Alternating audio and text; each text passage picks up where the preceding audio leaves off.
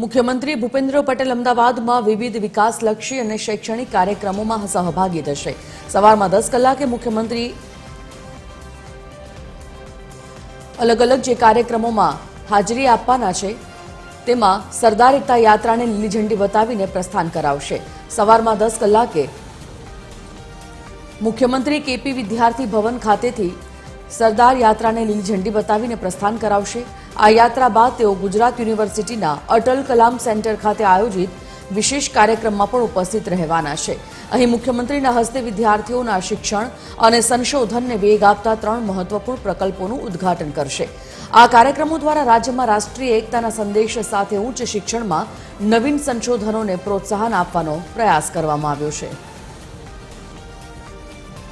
Associate editor Arun Shah phone line પર જોડાઈ ગયા છે। અરુણ, સીએમના આજે અલગ અલગ વિકાસલક્ષી કાર્યક્રમોમાં હાજરી, શું વિગત?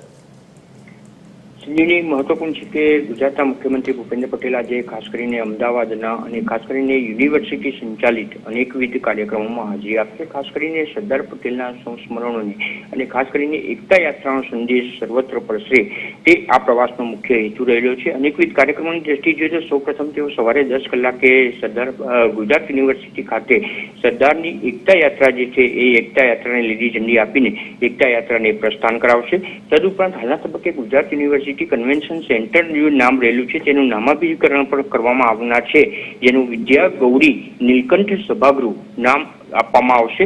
તે સંદર્ભે ઉદઘાટન સમારંભ તદુપરાંત જોઈએ તો યુનિવર્સિટીના વિદ્યાર્થીઓ દ્વારા અત્યારના હાલના તબક્કે જે રીતે સંશોધનમાં આગળ રહી છે ગુજરાત યુનિવર્સિટી, તેના સંદર્ભમાં રિસર્ચ પાર્કનું ઉદઘાટન પણ મુખ્યમંત્રી ભૂપેન્દ્ર પટેલના હસ્તે કરવામાં આવે।